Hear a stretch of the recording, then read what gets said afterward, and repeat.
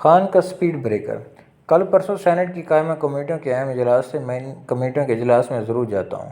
بہت کچھ جاننے اور سننے کو مل جاتا ہے۔ وہیں ایک دوست پوچھنے لگے، عمران خان اچھے وزیر اعظم ثابت کیوں نہ ہو سکے؟ میں نے جواب دیا، سچی بات سننے کا حوصلہ ہے تو بتا دیتا ہوں۔ ایک بڑی وجہ یہ تھی کہ وہ اپوزیشن کے دنوں میں کبھی قومی اسمبلی کی اہم کمیٹیوں کے ممبر نہ بنے، پارلیمنٹ کو سیریس نہ لیا۔ میں خود حیران ہوتا تھا کہ کوئی بندہ کیسے ملک کا اچھا وزیر اعظم یا وزیر بن سکتا ہے اگر وہ قومی اسمبلی کے 2 اہم فورمز کا ممبر نہیں یا وہاں جاتا نہیں ہے۔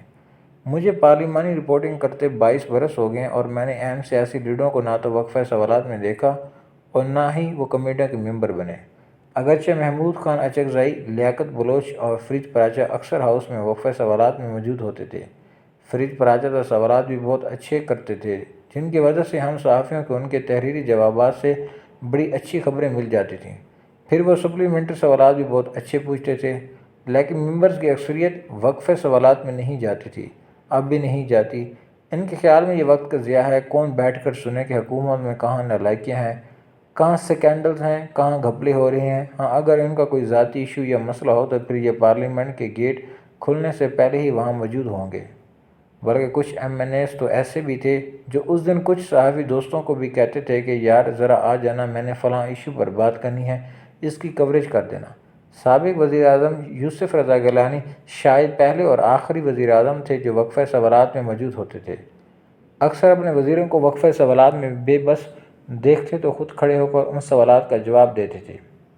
جب وہ اسپیکر قومی اسمبلی بنے تھے تو ہر اجلاس کا پہلا ایجنڈا ہی وقفہ سوالات ہوتا تھا۔ وزیر اعظم بن کر بھی انہوں نے اس روایت کو جاری رکھا۔ وہ روز اجلاس میں شریک ہوتے تھے اور ان کا اپنے ایم این ایز کے ساتھ بہت اچھا تعلق تھا۔ شاید یہی وجہ تھی کہ کوئی نہیں سوچ سکتا عمران خان کے دور میں وزیر خزانہ شیخ حفیظ کو سینٹ کا الیکشن ہرا دیں گے۔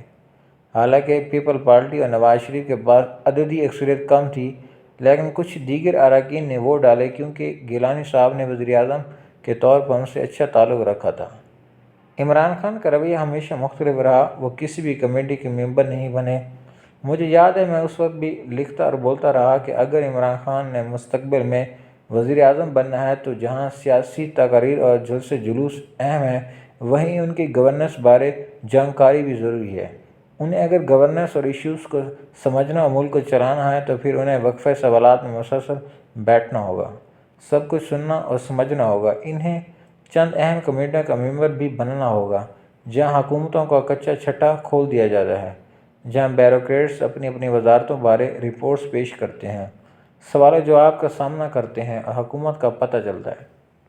میں نے جو اس وقت تجویز پیش کی تھی اس میں پبلک اکاؤنٹس کمیٹی، داخلہ foreign affairs, planning and development, finance and energy کی کمیٹیاں شامل تھیں۔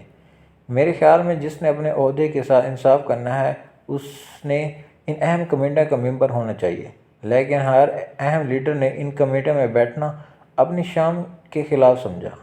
نواز شریف نے بھی یہی کیا جب وہ بے نظیر بھٹو دور میں اپوزیشن میں ایم این اے تھے، چنانچہ وہ خود کو گورننس کے ایشوز پر گروم نہ کر سکے اور اس کا نتیجہ یہ نکلا کہ وہ کابینہ تک ہی نہ چلا سکتے۔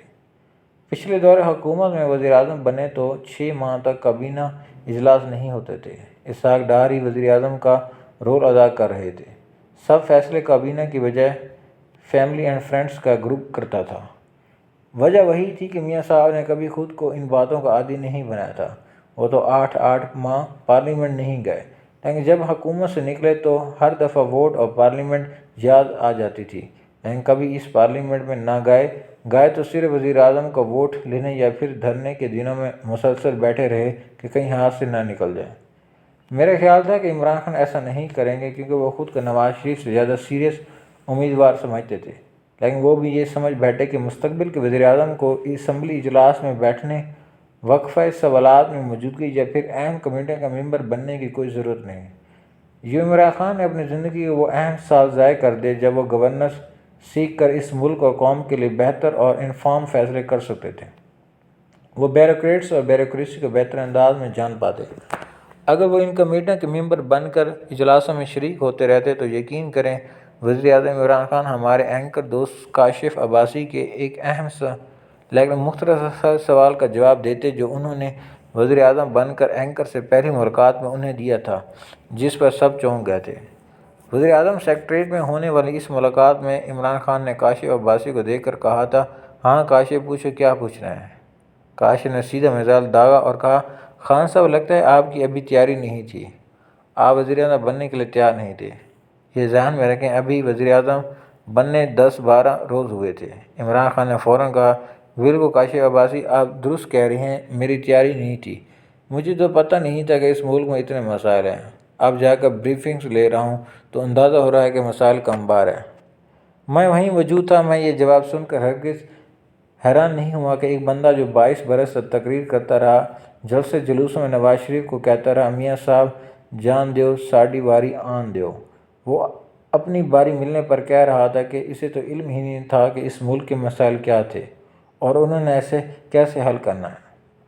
خان صاحب فرماتے تھے کہ ہم نے درجن بھر ماہرین کی کمیٹیاں بنا دی ہیں، ہر ایشو پر کمیٹی بنا دی، لیکن خان صاحب بھول گئے کہ ان کے ماہرین نے بھی گورننس کو اندر سے نہیں دیکھا تھا۔ وہ کبھی ممبر پارلیمنٹ نہ رہے اور نہ ہی ان اہم کمیٹیوں کا حصہ رہے جہاں آپ گورننس بارے جانتے اور سیکھتے ہیں۔ یوں جتنے لا علم خان صاحب تھے خود تھے، اتنے ہی ان کے ماہرین بھی تھے۔ یوں خان صاحب کا دور ایک ناکام دور سمجھا گیا۔ وہ اصلی اور قابل بیوروکریٹس کو جانتے ہی نہیں تھے۔ بیوروکریٹس کی پہچان آپ کو پبلک اکاؤنٹس کمیٹی میں ہوتی ہے کہ کون سا بیوروکریٹس کتنے پانی میں ہیں۔